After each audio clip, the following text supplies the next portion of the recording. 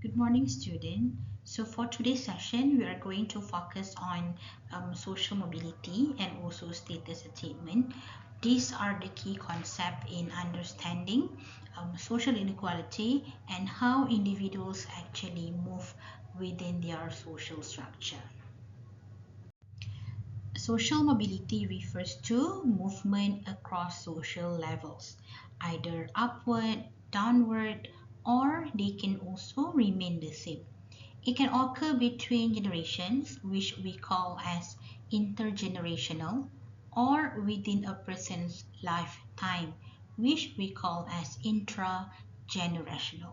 So this concept is actually tied to equality of opportunity, meaning that everyone should have similar chances regardless of whatever background they have, socioeconomic, gender, age, sexual orientation, race, ethnicity, birthplace, or even other circumstances.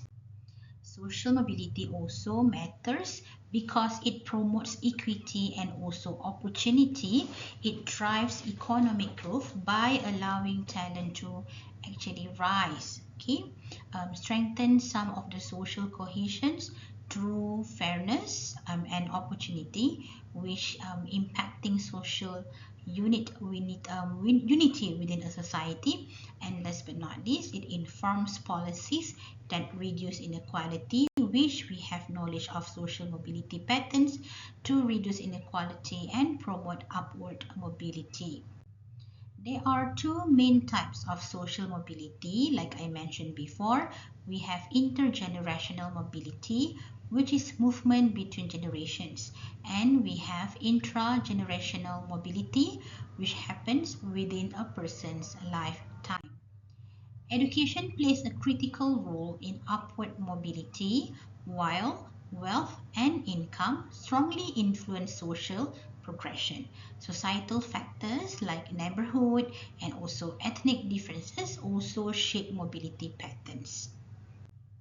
Within a lifetime, mobility can occur through occupation and income.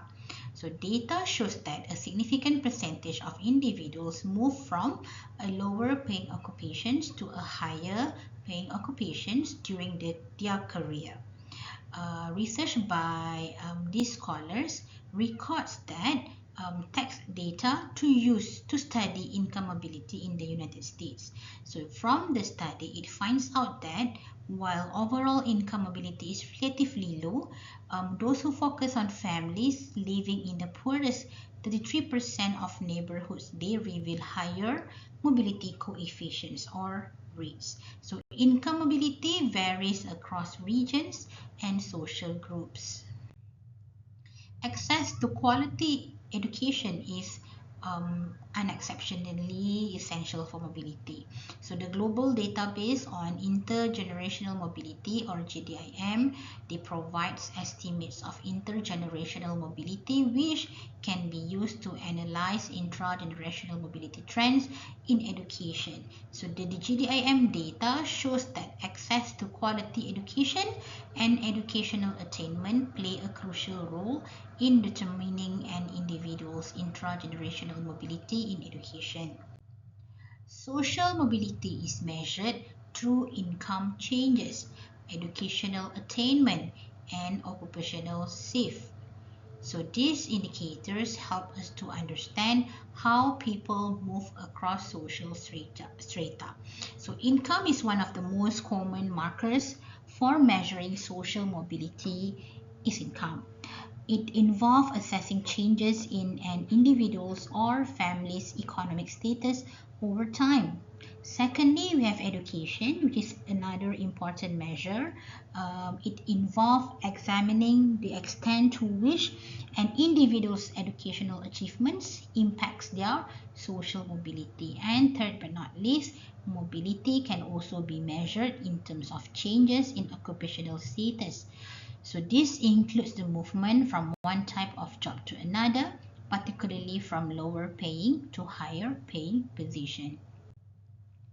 Social mobility addresses injustice by improving access to education, employment, and healthcare. It also influences broader issues like gender inequality, political fairness, among others. Measuring social mobility is actually difficult because it requires a long-term assessment, involves multiple dimensions like income, education, and we have the risk of oversimplifying mobility to just only economics. Social mobility connects to advocacy and activism, shaping discourse on resource management and empowering marginalized groups through socio-political efforts. So in advocacy and activism, it means that a person engaged in grassroots effort advocating just and sustainable resource management. For socio-political link, it linked to wider efforts for political and human rights, empowering women and indigenous groups. And thirdly, shaping discourse, influencing discourse by politicizing environmental inequalities and fostering alliances. Income, education, and occupation, they remain the most common markers for mobility trends globally, showing how individuals progress over time. Income is one of the most common markers for measuring social mobility. It involves assessing changes in individuals or families' economic status over time. Education involves examining the extent to which an individual's educational achievements impact their social mobility. And thirdly, occupation includes the movement from one type of job to another, particularly from lower paying to higher paying positions. Countries share general mobility trends, but cultural and economic differences they create variations. So some nations excel while others struggle due to inequality and also limited education access. Economic status, educational opportunities, societal context, all of these influence social mobility. Wealth and quality education are also the key drivers in the factors influencing social mobility. So social mobility, they have these transformative effects contributing to women's rights, education, access and fair pay, while at the same time advocating for individual decision making or rights advocacy. Improving mobility requires access to education, job creation, and social safety nets like healthcare and housing assistance to reduce inequality. Progressive taxation, access to credit, so this to help redistribute wealth and empower individuals to invest in education, start business, and build assets. Social mobility also can reduce inequality but may also reinforce privilege. It shapes personal growth and mental well being, while restricted mobility will fuel unrest. Mobility fosters personal development and self esteem, but limited mobility widens economic income gaps and hampers economic growth and also innovation. Future trends predict expanded education access, requiring targeted interventions to support underrepresented groups in achieving upward mobility. Rapid technological change and globalization will reshape job markets and create new opportunities, but also demand adaptive skills and inclusive policies. Economic inequalities and also technological evolution will continue to shape mobility.